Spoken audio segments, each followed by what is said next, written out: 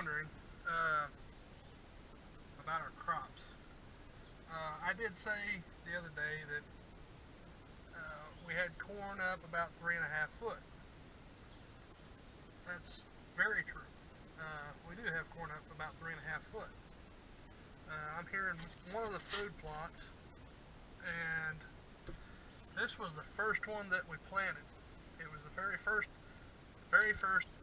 food plot that we planted in corn, and I didn't really expect it to go over very well, but it actually did. And as you can see, every bit of that corn up through there is all about 3.5, 4 foot tall. And I'll get out here and show it to you. It's actually raining right now, and the food plot's pretty muddy. Right now, as you can see, the corn hits me about chest high. It's about chest high corn, and everywhere you look up through there, it's chest high corn. It wasn't an exaggeration. I never expected it to grow this like this. We do have some corn that didn't grow very good, and I mean, it's phenomenal. I didn't expect corn like this for a first year planting. And what are we going to do with the corn? Well, the corn is not for harvest. What the corn is a supplement for the deer, wildlife, turkeys,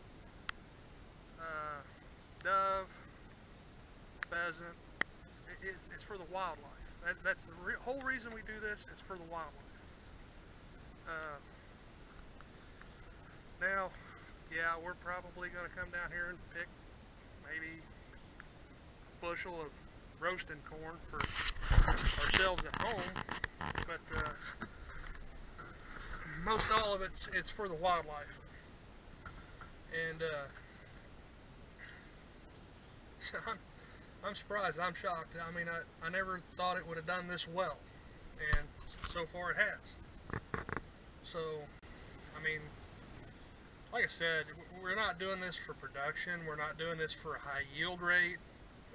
We're working off donations, and every bit of the seed that we planted, between the sunflower, the corn, the soybean, it was all donated. And that's the only reason that we can do this. Now, if we was to, some of the cheapest corn that I found by the bag was about 100. I mean, anywhere from $89 to $150 a bag. And there's no way us, as like I guess you can call us a hobby farmer, there's no way that we can afford that. But, I mean, not doing this.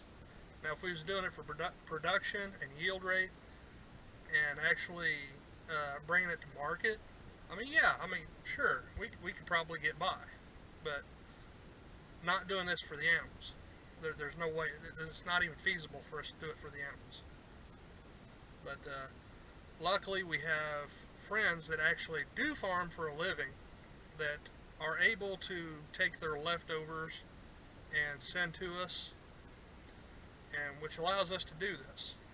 And I'm thinking it's phenomenal for what we've done this year. This is our first year planting corn. Our first year, like I was saying in another video, we had problems with the soybean, which, I mean, what can you expect? It's leftover soybean from a year ago that did not germinate. So I had to replant what I planted in soybean. I had to go back and replant in corn and sunflower. That corn and sunflower is just now starting to come up, which, I mean, it's probably not going to be ready by deer season or dove season or whatever. It is what it is. I mean, it was a risk that we took. It's like planting a sunflower patch next to the lake, which the lake almost took over my sunflower patch. It's a risk, anytime that you plant, it's a risk. So, as of right now, with the corn the way that it is, I mean, I'm extremely happy with it. I think the kids are going to have a real good year this year. Uh,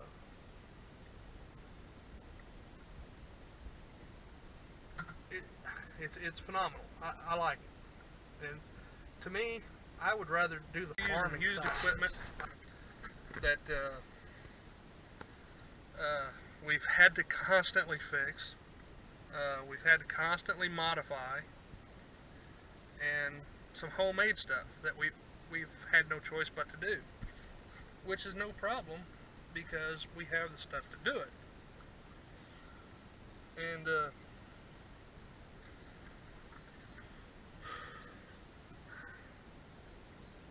I mean, what else can I say? It's great doing this, and I love doing it. So, if you like our videos, please comment, rate, and subscribe. Let us know what you think. I mean, after all, you're the one watching. Help us make it better.